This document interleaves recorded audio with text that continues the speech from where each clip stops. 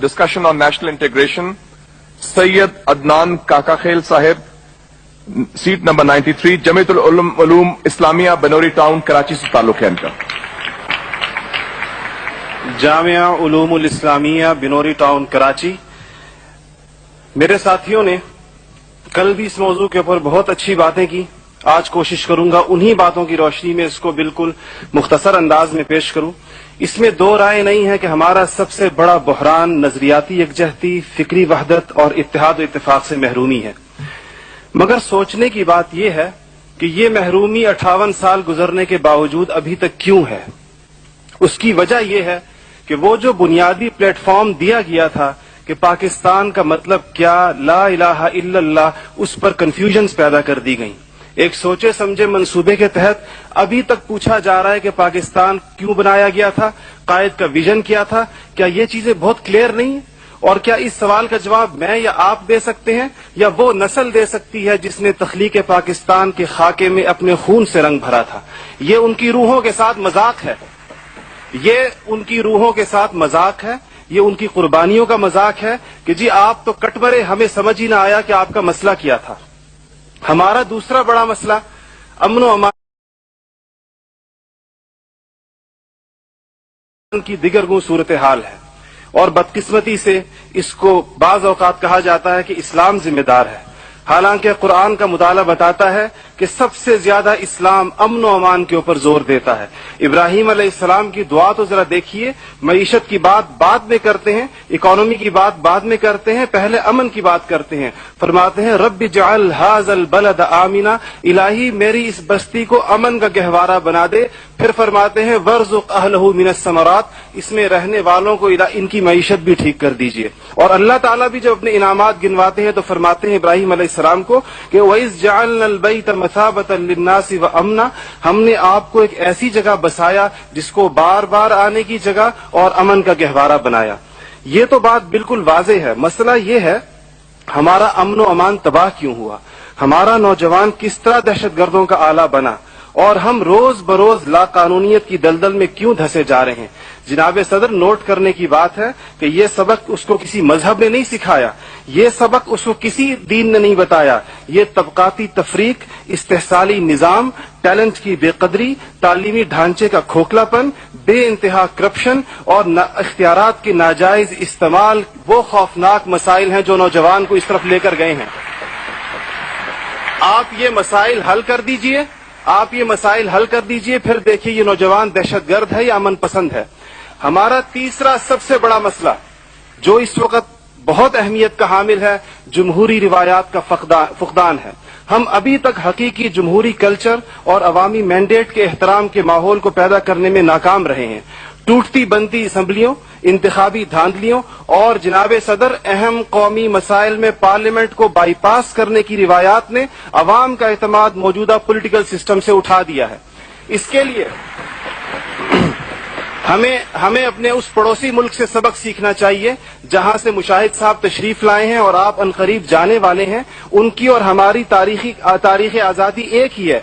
उनको और हमको हमें और उनको एक जितना वक्त मिला है, मगर उन्होंने अपने यहाँ जमहूरी अक़दार को इतना मजबूत कर दिया है कि हुकूमत कितनी नाकाम साबित क्यों ना हो जाए, कोई भी उस्ताद टूट पड़े, ये नहीं हो सकता कि फौज बैरकों से निकले इक़्तिदार में आकर बैठ जाए. इसी तरह जनाब सदर, मैं ये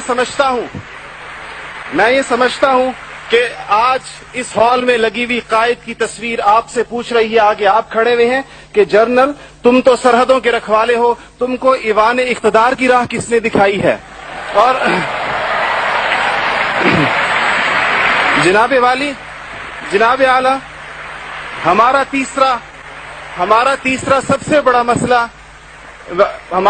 सबसे बड़ा मसला एलीट क्लास इकोनॉमी है.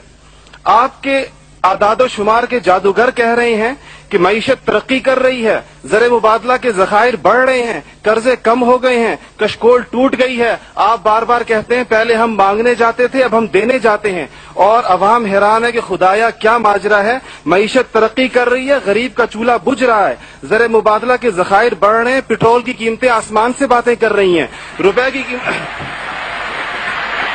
روپے کی قیمت ڈی ویلیو ہوتے ہوتے کہاں آ کھڑی ہوئی ہے.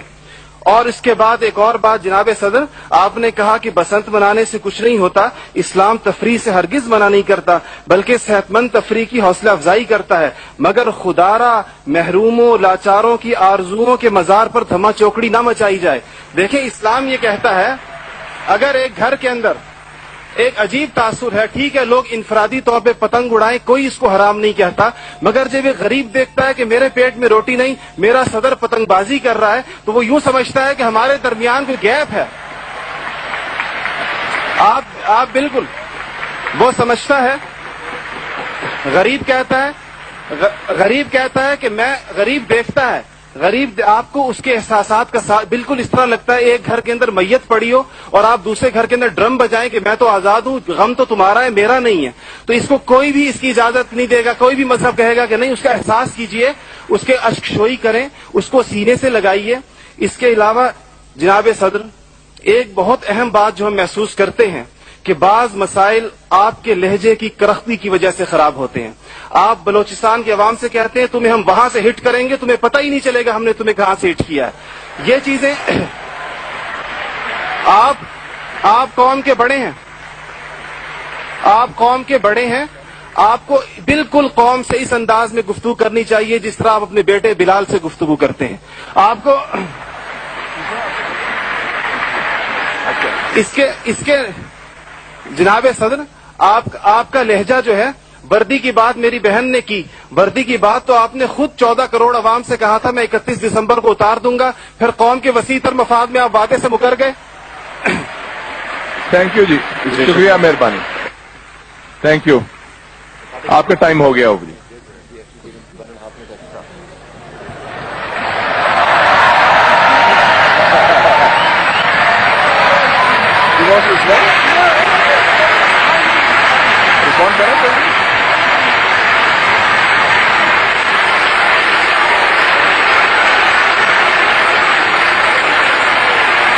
Okay.